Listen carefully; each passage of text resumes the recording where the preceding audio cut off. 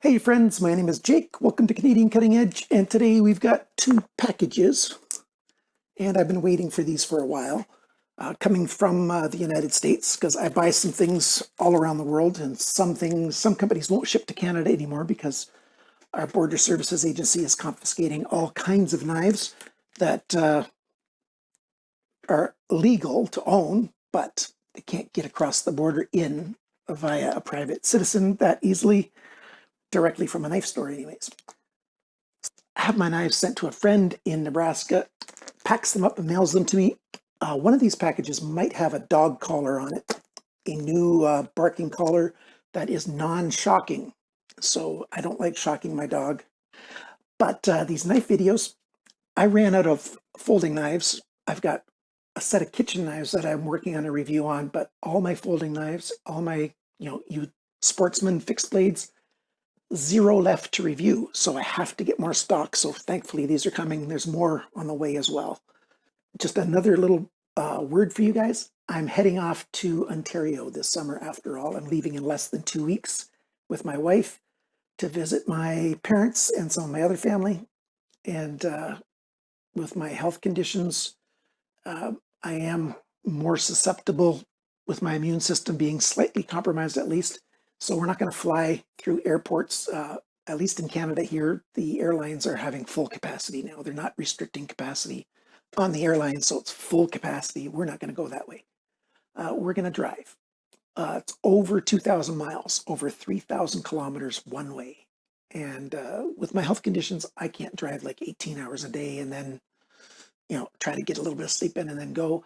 Also, with the meds that I'm on, I fall asleep easily when I'm behind the wheel. So my wife has to do the driving. So it's probably drive 4 hours, take a break, drive 4 hours, take a break, go to sleep, and do that over and over until we get home. So we're home to where I grew up, to where my parents are. So that means this summer, I'm leaving in less than 2 weeks. There might be a full month, 4 or 5 weeks, where you won't see reviews from me. That might happen. I might be able to post some videos, I might not. So please don't unsubscribe if you don't see videos from me during July and the first part of August. It's just the way it goes. So now, without further ado, let's open these up and see what we've got.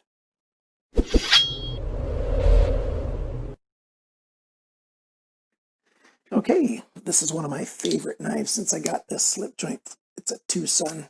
Why don't I remember the model number right now? Oh, it's on the screen. If you like slip joints and you haven't seen this review, you might want to check that out. I'll have a link for it down below. Let's get started.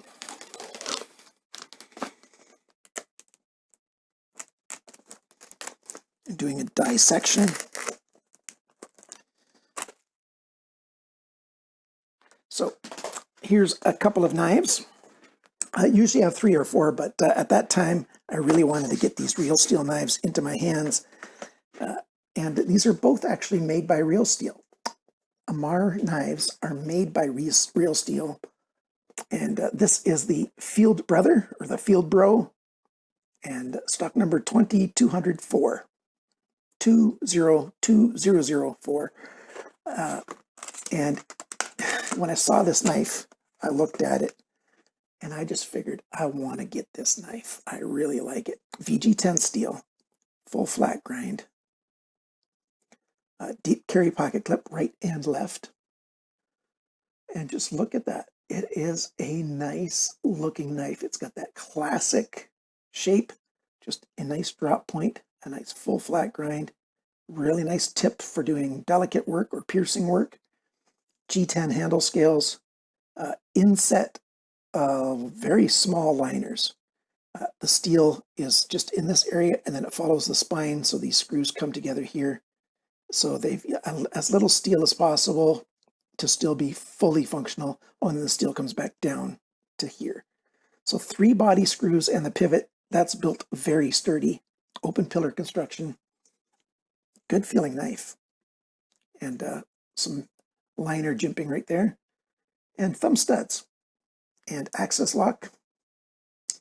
It'll probably get smooth as I get used to it. Let's see if I can close it. Yeah, it closed just fine. That's going to be a nice knife, the Field Bro. This Real Steel is the new CVX-80 in black.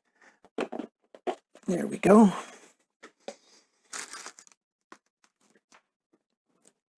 And this is a nice little fixed blade that I've had my eyes on. And let's see if we can pop that out. Yeah, push the thumb on that edge and pops out. Oh, it doesn't have any sheath system like a carry system. Well, maybe it does. Don't say nothing yet. I didn't open everything here.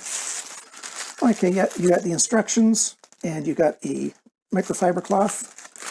So yeah, it's more of a sort of a boot knife or pocket thing or neck knife. Yes, this would work great as a neck knife. It's a good size and it really holds well. There's good retention there. Yeah, that's got very good retention. That's not going to fall out by accident. You got to push quite hard. See, I left a tiny bit of a mark there on my thumb.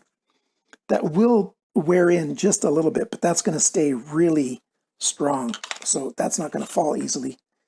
And this is, check out the logo right there. Do you know that logo? It's like the top of a skull, sort of.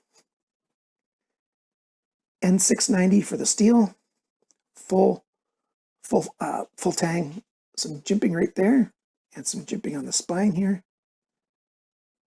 And it's nice molded G10 or milled out G10. That looks nice. That looks really nice. Again, a full flat grind knife with a nice sharpener's choil. And this one here sort of has, technically it might be a sharpener's choil, but it just has a bit of a cutout right there.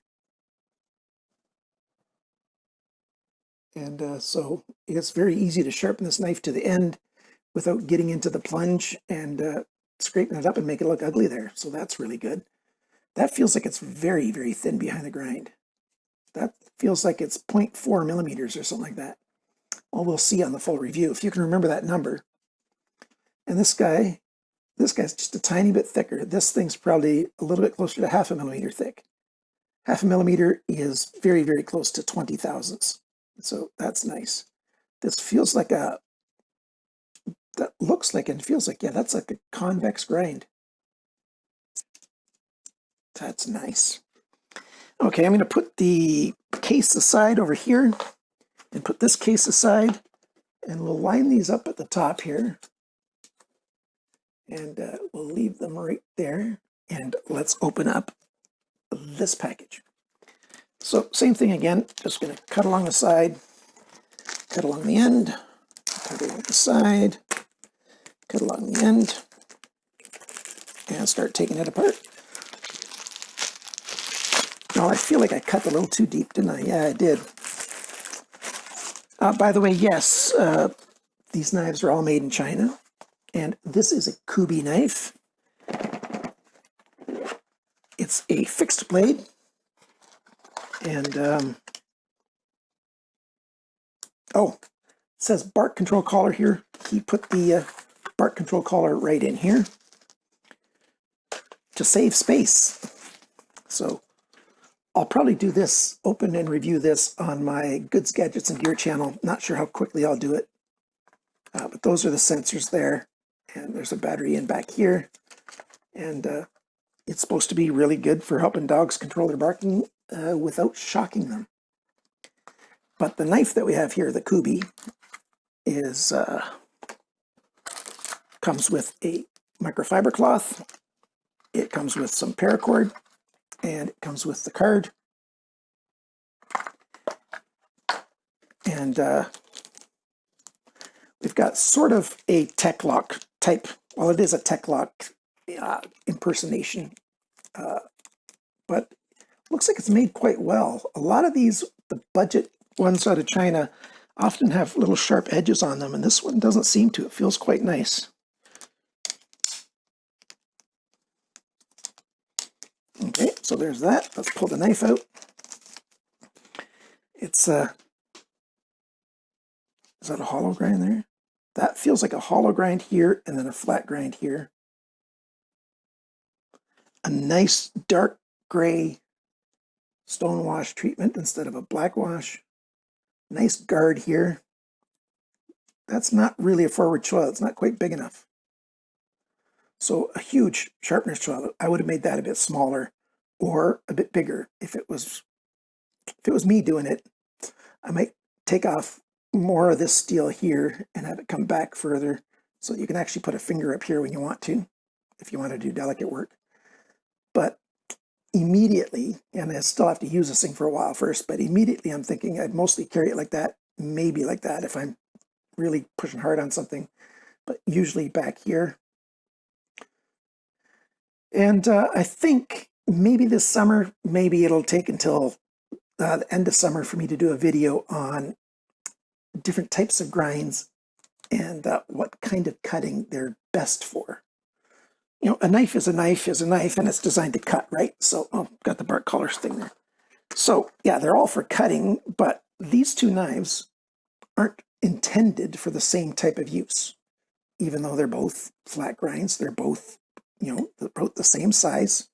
If you put the spines together, the blade lengths are about the same.